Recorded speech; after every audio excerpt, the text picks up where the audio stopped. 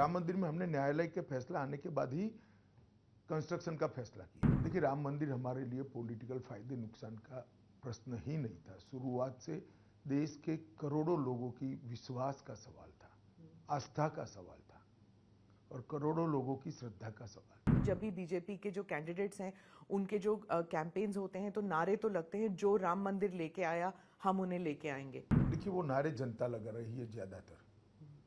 आप इन्हें देखा होगा, मंच पर से नहीं लगते, नहीं, जनता में से लगते हैं। हिमंता जी ने जो कहा था कि ज्ञानवापी की जगह विश्वनाथ मंदिर और कृष्ण जन्मभूमि, ये भी 400 का नंबर जो है टारगेट उसके लिए। देखिए, वो दोनों केस सुप्रीम कोर्ट के सामने है। सुप्रीम कोर्ट नहीं, न्यायालय के सामने किसी न किसी स्तर पर पड़े हैं, लंबित है। न्यायालय ने इसका संज्ञान भी लिया है। इस पर मेरा कुछ भी कहना उचित नहीं होगा, क्योंकि जब न्यायालय एक डिस्प्यूट को सीज कर सुनवाई कर रहा है, मैं नहीं मानता किसी ने इसमें दखल करनी चाहिए। न्यायालय को अपना काम करने देना, जैसे राम मंदिर के लिए किया था। जी, राम मंदिर में हमने न्यायालय के फैसला आने के बाद ही कंस्ट्रक्शन का फैसला किया। वो आपका पॉलिटिकल डिसीजन, उसमें आपको पॉलिटिकल फायदा मिला कि नहीं मिला अब तक? देखिए, राम मंदिर हमारे लिए पॉलिटिकल फायदे नुकसान का प्रश्न ही नहीं था। शुरुआत से देश के करोड़ों लोगों की विश्वास का सवाल था, आस्था का सवाल था और करोड़ों लोगों की श्रद्धा का सवाल था।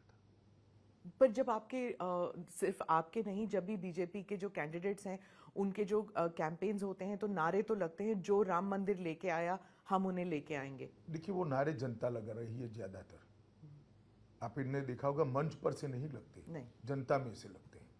तो जनता के नारे कोई पॉलिटिकल पार्टी लीडर या तो आप भी नहीं तय कर सकती, वो तो जनता ही लगाएगी। देश में डेमोक्रेसी है ना, इसलिए। परंतु मुद्दा तब बना इस इलेक्शन में राम मंदिर का कि जब प्राण प्रतिष्ठा हो रही थी, सभी राजनीतिक दलों को निमंत्रण भेजा गया। पूरे इंडिया अलायंस ने, एक घमंडिया गठबंधन ने प्राण प्रतिष्ठा का कार्यक्रम का बहिष्कार किया।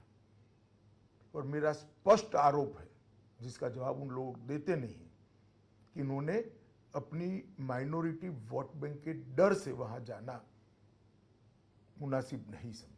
राम मंदिर में हमने न्यायालय के फैसला आने के बाद ही कंस्ट्रक्शन का फैसला किया। देखिए, राम मंदिर हमारे लिए पॉलिटिकल फायदे नुकसान का प्रश्न ही नहीं था। शुरुआत से देश के करोड़ों लोगों की विश्वास का सवाल था, आस्था का सवाल था और करोड़ों लोगों की श्रद्धा का सवाल। जब भी बीजेपी के जो कैंडिडेट्स हैं उनके जो कैंपेन्स होते हैं तो नारे तो लगते हैं, जो राम मंदिर लेके आया हम उन्हें लेके आएंगे। देखिए, वो नारे जनता लगा रही है ज्यादातर।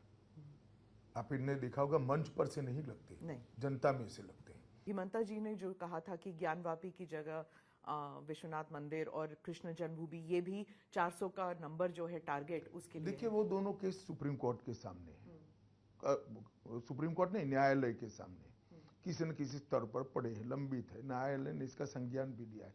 इस पर मेरा कुछ भी कहना उचित नहीं होगा, क्योंकि जब न्यायालय एक डिस्प्यूट को सीज कर सुनवाई कर रहा है, मैं नहीं मानता किसी ने इसमें दखल करनी चाहिए। न्यायालय को अपना काम करने देना, जैसे राम मंदिर के लिए किया था। जी, राम मंदिर में हमने न्यायालय के फैसला आने के बाद ही कंस्ट्रक्शन का फैसला किया। वो आपका पॉलिटिकल डिसीजन, उसमें आपको पॉलिटिकल फायदा मिला कि नहीं मिला अब तक? देखिए, राम मंदिर हमारे लिए पॉलिटिकल फायदे नुकसान का प्रश्न ही नहीं था। शुरुआत से देश के करोड़ों लोगों की विश्वास का सवाल था, आस्था का सवाल था और करोड़ों लोगों की श्रद्धा का सवाल था। पर जब सिर्फ आपके नहीं, जब भी बीजेपी के जो कैंडिडेट्स हैं उनके जो कैंपेन्स होते हैं तो नारे तो लगते हैं, जो राम मंदिर लेके आया हम उन्हें लेके आएंगे। देखिए, वो नारे जनता लगा रही है ज्यादातर। आप इन्हें देखा होगा, मंच पर से नहीं लगते, नहीं, जनता में से लगते हैं। तो जनता के नारे कोई पॉलिटिकल पार्टी लीडर या तो आप भी नहीं तय कर सकती, वो तो जनता ही लगाएगी। देश में डेमोक्रेसी है ना, इसलिए। परंतु मुद्दा तब बना इस इलेक्शन में राम मंदिर का कि जब प्राण प्रतिष्ठा हो रही थी, सभी राजनीतिक दलों को निमंत्रण भेजा गया। पूरे इंडिया अलायंस ने, एक घमंडिया गठबंधन ने प्राण प्रतिष्ठा का कार्यक्रम का बहिष्कार किया। और मेरा स्पष्ट आरोप है, जिसका जवाब उन लोग देते नहीं, कि इन्होंने अपनी माइनॉरिटी वोट बैंक के डर से वहां जाना मुनासिब नहीं समझा।